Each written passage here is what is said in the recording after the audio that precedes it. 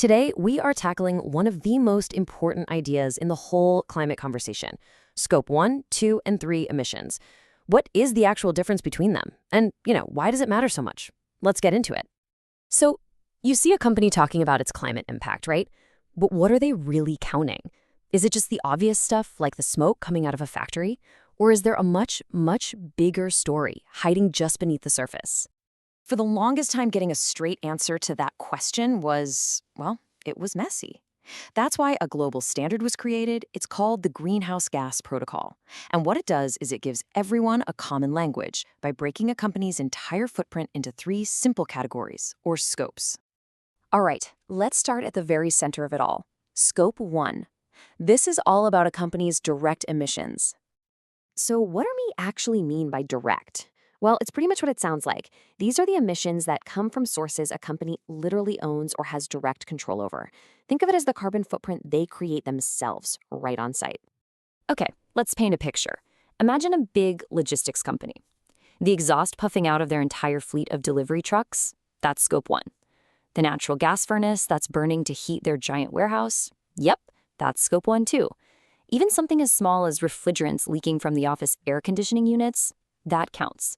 If they're making the pollution right there and then, it's Scope 1. Simple as that. Okay, so we've got the core. Now let's take one step out to the next layer in the circle, Scope 2. And this one is all about the energy a company buys. Now, the key word you got to remember here is indirect. The company isn't burning the coal or gas itself, but it's still responsible for those emissions because it's creating the demand for that energy in the first place. Think about a typical office building. It's not running some mini power plant in the basement, right? But the second an employee flips on a light switch or plugs in a computer, that building starts pulling electricity from the grid. And that electricity had to be generated somewhere, often by a power plant miles away.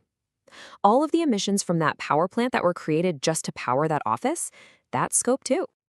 All right, deep breath. Now for the big one.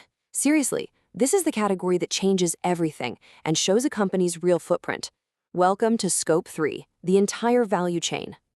Okay, so if Scope 1 is what you make and Scope 2 is the power you buy, then Scope 3 is, well, it's pretty much everything else. It covers all the other indirect emissions that happen because a company exists, but from sources they don't own or control.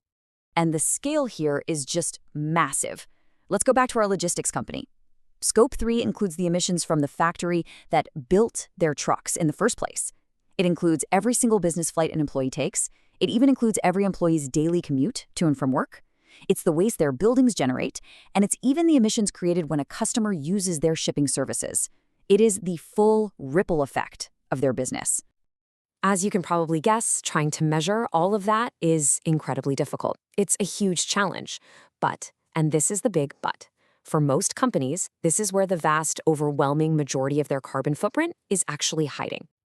And I mean, just look at this. This chart tells the whole story. While Scopes 1 and 2 are absolutely critical to measure, they're often just the tip of the iceberg. For so many businesses out there, Scope 3 isn't just another slice of the pie. It is the pie. This is where the true impact is. Someone put it perfectly this way. Scope 3 is the full picture. It's not just some accounting line item. It shows the complete ripple effect of a company's very existence on the planet.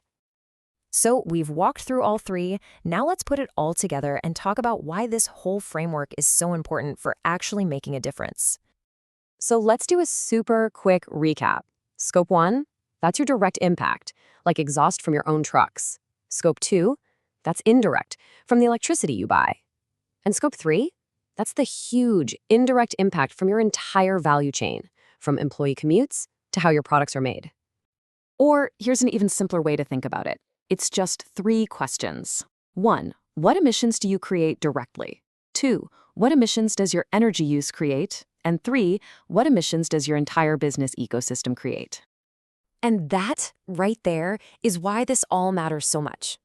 Getting a handle on these three scopes is the absolute non-negotiable first step for any company that is truly serious about measuring its footprint and taking real, meaningful action on climate change. Without this complete picture, you're basically flying blind. So we'll leave you with this thought. The next time you see a company make a big, splashy climate pledge, you can ask the right questions. Are they only talking about their Scope 1? Are they including Scope 2? Or are they really rolling up their sleeves and tackling the gigantic challenge of Scope 3? Because now you've got the tools to know the difference.